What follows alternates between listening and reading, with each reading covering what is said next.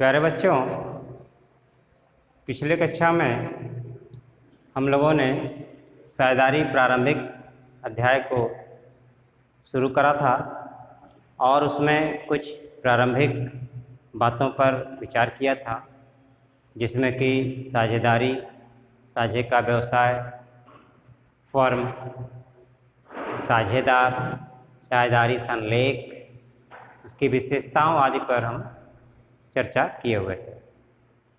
आज का जो टॉपिक है वह है साझेदारों का पूंजी खाता, या फिर साझेदारों के खाते कह सकते हैं, या मालिकों के खाते कह सकते हैं। इसको हमें देखना है आज।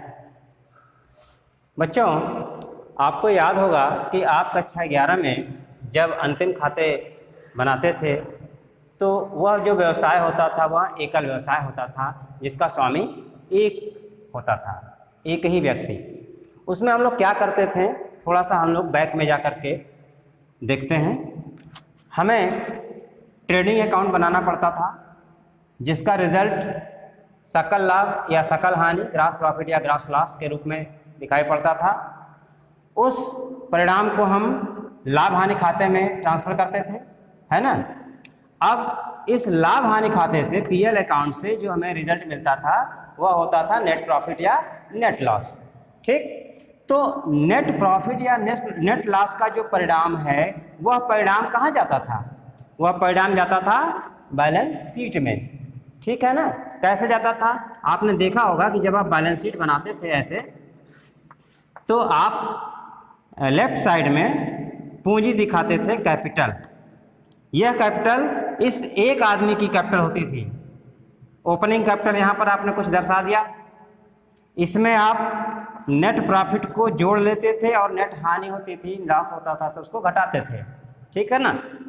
तो इसमें जोड़ लेते थे और यानी उसकी पूरे हिसाब को, इस मालिक के कैपिटल का पूरा हिसाब, मैंने पहले कितना था कैपिटल, अब कितना हो जाएगा एक साल के बाद, हैं, ये सारी बातें कोई अलग अकाउंट बनाते नहीं थे, बल्कि बैलेंस शीट में ही जो है ऐड लेस करके एडजस्ट कर देते थे।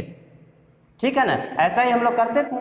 लेकिन सपोज करिए कि अब ये जो मालिक है एक नहीं, एक से अधिक लोग हैं, तो हम अगर वही सारी चीज़ें यहाँ करेंगे तो उसका जो प्रस्तुतिकरण होगा वह ठीक नहीं होगा, वह बहुत ज़्यादा कॉम्प्लेक्स दिखेगा। इसलिए ये जो खाते यहाँ पर बना हुआ है एक व्यक्ति के होने के नाते, अब हम उसे अलग से, साझेदारों के खाते अलग से हम बना लेंगे, एक खाते तैयार करेंगे जिसमें सभी की पूंजी होगी और उनको मिलने वाला लाभ हानि, ये सारी बातें उसमें लिख लेंगे और अंत में जो उसका रिजल्ट आएगा, उसका जो बैलेंस आएगा, एडजस्टेड बैलेंस, उसे हम फिर ला करके बैलेंस शीट में शो कर देंगे, जैसा कि साझेदारी व्यवसाय में होता है। यहाँ पर मैंने बताया हुआ है, देखिए आप, साझेदारी व्यवसाय हमने 3 पार्टनर को सांकेतिक रूप में दिखाया है। मान लीजिए 3 पार्टनर हैं, तो अगर ऐसा व्यवसाय है, इसे व्यवसाय का रिजल्ट निकालना है और इसके बैलेंस शीट बनानी है, तो हम क्या करेंगे, इसमें भी बैलेंस, ये ट्रेडिंग अकाउंट बनेगा, प्रॉफिट एंड लॉस अकाउंट बनेगा। अब आप कहेंगे कि ये बीच में क्या आ गया? बच्चों, पहले हम प्रॉफिट एंड लॉस के बाद डायरेक्ट बैलेंस शीट में चले जाते थे। कारण क्या था कि हमारा जो मालिक था वह एक हुआ करता था। यहाँ आप देख रहे हैं एक मालिक, इसलिए हमें डायरेक्ट यहाँ से यहाँ हम चले जाते थे। लेकिन ये साझेदारी व्यवसाय चूँकि एक से अधिक लोगों का हो जाता है, एक से अधिक मालिक होते हैं, इसके लिए हमें profit and loss appropriation account, यानी यहाँ से जो प्रॉफिट आया या जो नुकसान आया, नेट लॉस या नेट प्रॉफिट जो भी आया, वह इन तीनों पार्टनर्स में या जितने पार्टनर हैं उसमें किस रेशियो में कितना कितना बटा, यह बात यहाँ दिखाई जाएगी। यदि किसी साझेदार को कोई वेतन आदि देना है तो वह भी यहाँ दिखाया जाएगा, इसलिए यह अकाउंट बनता है। इसकी चर्चा हम लोग बाद में करेंगे और अच्छे से समझेंगे वहाँ। अब इसके बाद बैलेंस शीट में आना चाहिए, लेकिन अभी भी हम बैलेंस शीट में नहीं आएंगे, क्योंकि इसके बाद हमें साझेदारों का पूंजी खाता ठीक करना होगा, कैपिटल अकाउंट। तो हम कैपिटल अकाउंट बनाएंगे, उनसे संबंधित सारा कैपिटल, ओपनिंग कैपिटल लिखेंगे, उनको मिलने वाले लाभों को लिखेंगे, उनको मिलने वाले वेतन को लिखेंगे, उनके आहरण को विपरीत साइड में लिखेंगे। ये सारी बातें लिखने के बाद जब उनका एडजस्टेड बैलेंस निकालेंगे तब जाकर के हम बैलेंस शीट में प्रवेश कर पाएंगे। तो बच्चों यही दोनों में बेसिक डिफरेंस है।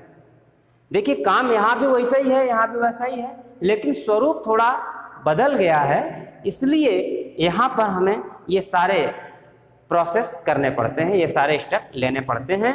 आप देख रहे हैं कि साझेदारी व्यवसाय में ट्रेडिंग पीएल लिखा हुआ है, लेकिन जब आपको व्यवहारिक प्रश्न मिलेंगे तो वहाँ पर ट्रेडिंग अकाउंट बनाने को आपको नहीं कहा जाएगा।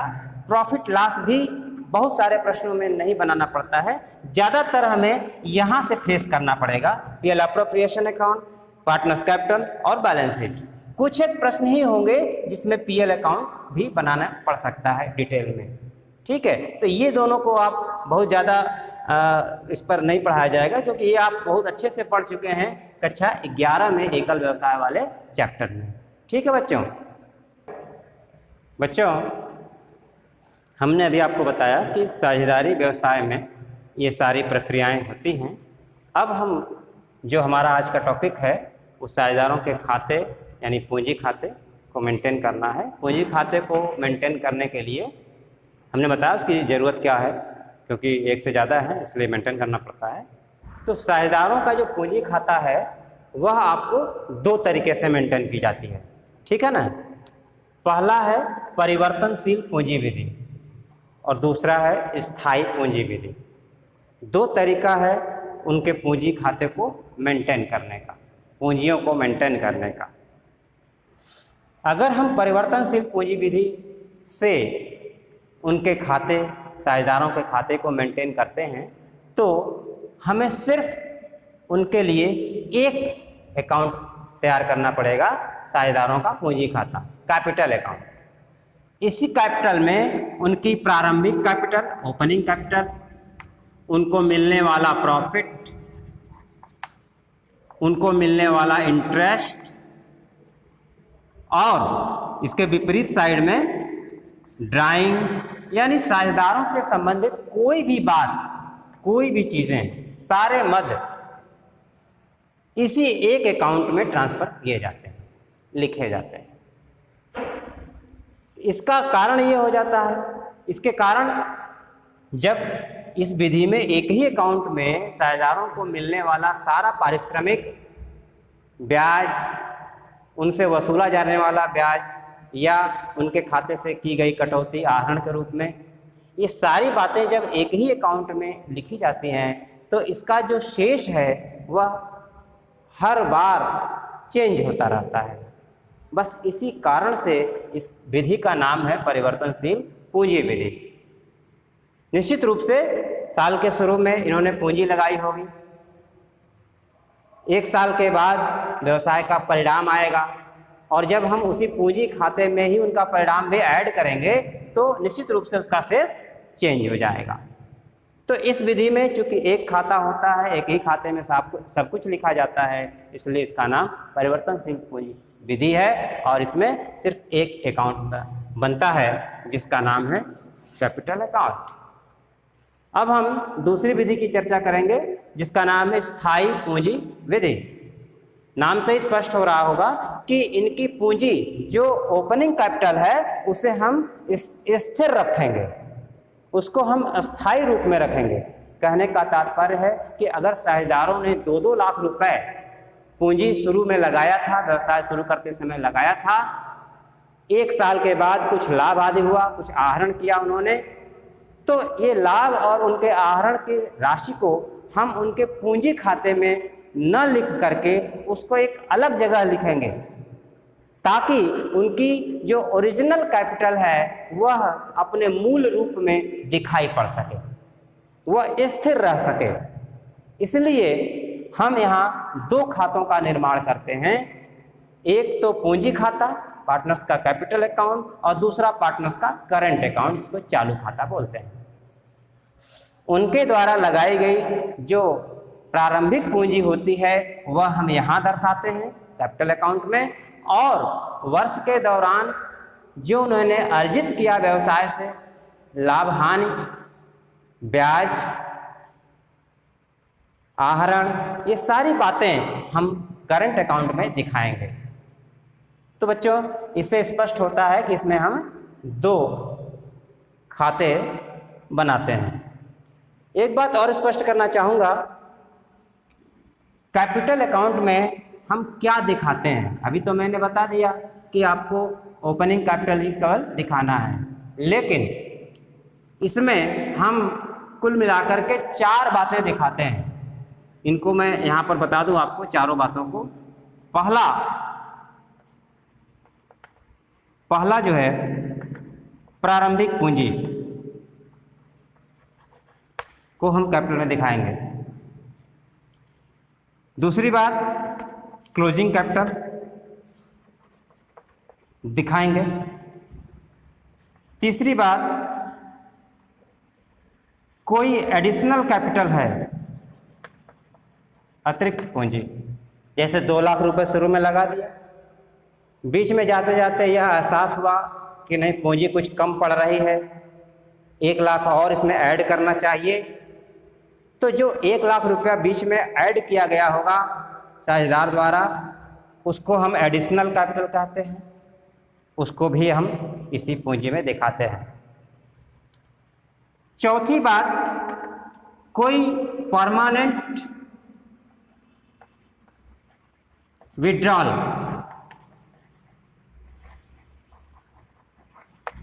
यह भी हम कैपिटल अकाउंट में ही दिखाते हैं। यह है क्या, आप समझ लीजिए। अभी हमने यहाँ पर तीसरी पॉइंट की चर्चा करी कि आपने प्रारंभ में पूंजी 2-2 लाख की लगवाई है और वो कुछ महीनों के बाद एहसास होता है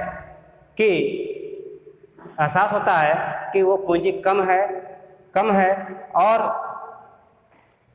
एक और पूंजी थोड़ी सी इसमें ऐड की जाए तो एडिशनल कैपिटल हो जाए।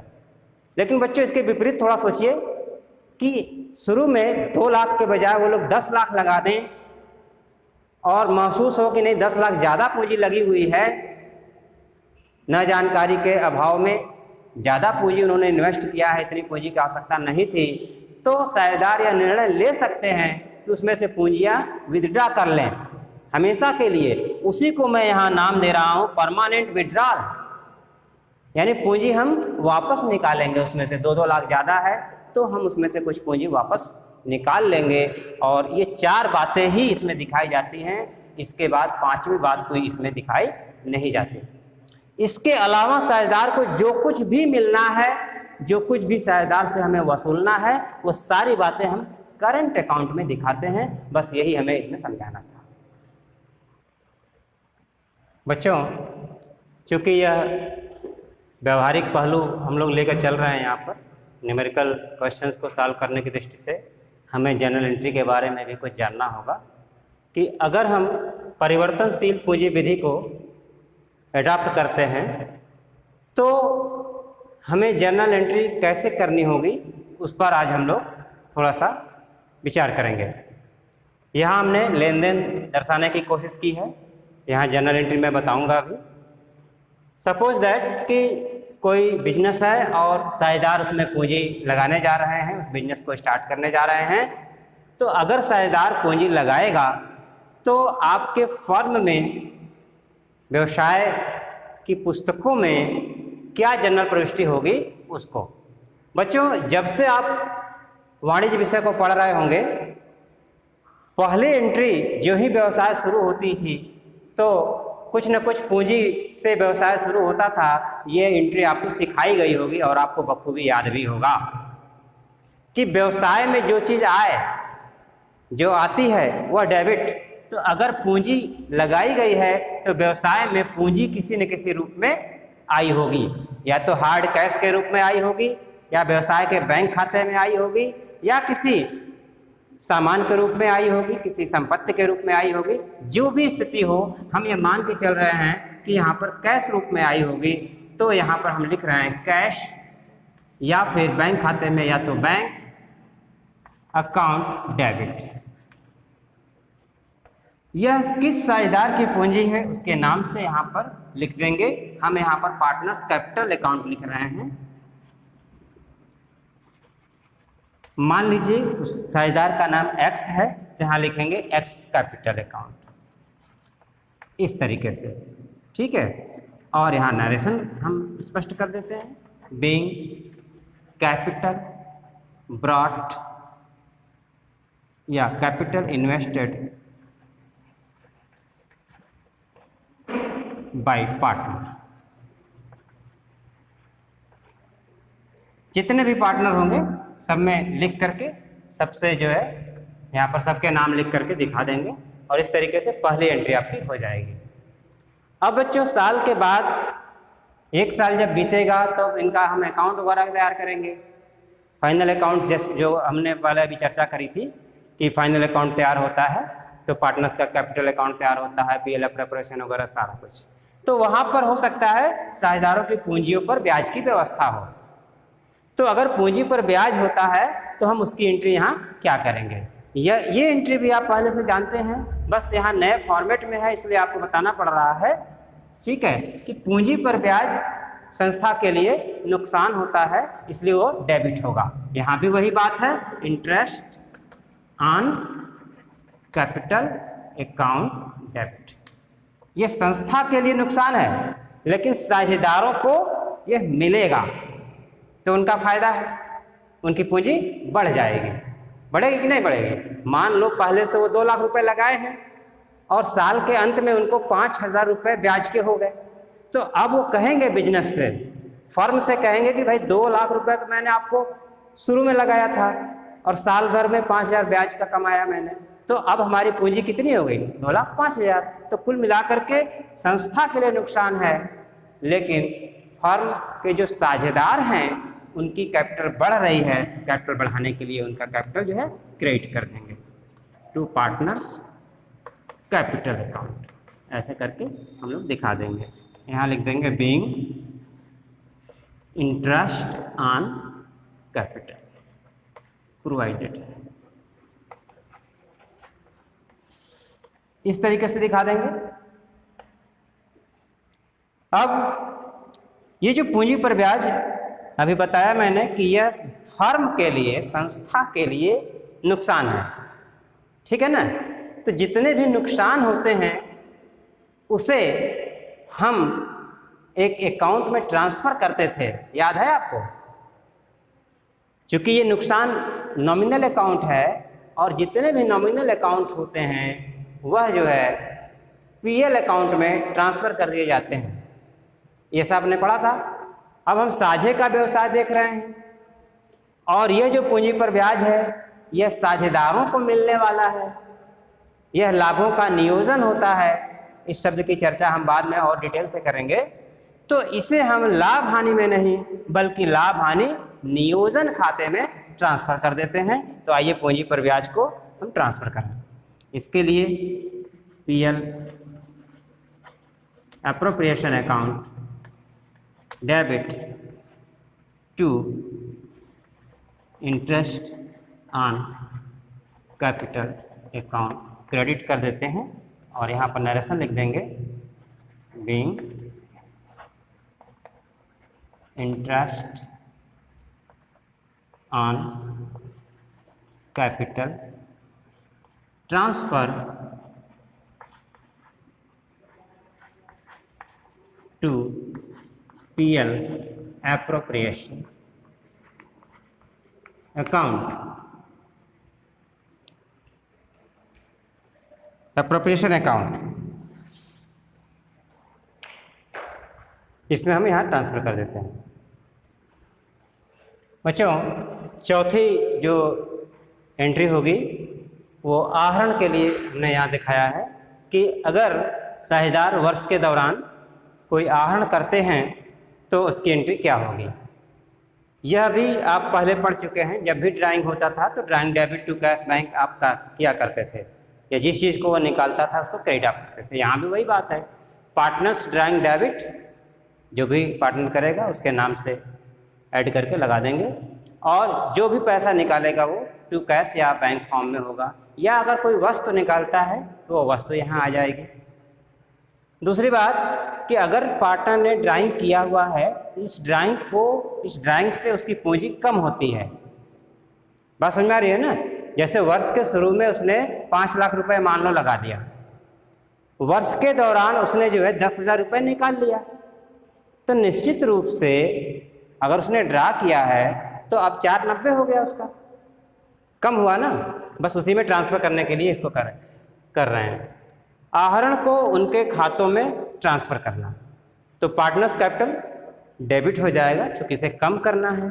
कम करने के लिए हमें डेबिट करना पड़ेगा कैपिटल को, और ये जो ड्राइंग है ये इसमें ट्रांसफ़र हो रही है, अब ये खाता बंद हो जाएगा, इसको क्रेडिट कर दिया जाएगा। ठीक है। अब हम जैसे कि पीछे एंट्री में पूंजी पर ब्याज देखे थे, पूंजी पर ब्याज व्यवसाय के लिए नुकसान था और साझेदारों के लिए फायदे वाली बात थी। यहाँ आहरण पर ब्याज है, जस्ट विपरीत स्थिति है। आहरण पर ब्याज व्यवसाय के लिए फायदे वाली बात समझी जाती है और साझेदारों के लिए नुकसान वाली बात समझी जाती है। इसलिए जो फायदा है वह व्यवसाय के खाते में क्रेडिट किया जाता है। देखिए इंटरेस्ट ऑन ड्राइंग को मैंने क्रेडिट कर दिया। अब किससे हमें लेना है? इस ड्राइंग इंटरेस्ट से हमारा पार्टनर्स का कैपिटल कम होगा, जिससे हम चार्ज कर रहे हैं, वसूल कर रहे हैं, इसलिए उसके कैपिटल को हम डेबिट कर लेते हैं। ठीक है, यहाँ आप देखिए, इसको डेबिट कर लेते हैं। और ये जो अकाउंट है, ये जो आपने यहाँ खोला हुआ है, इसे भी हम अभी ट्रांसफ़र करेंगे। कौशल जी, इसको भी आप यहाँ ट्रांसफ़र करेंगे।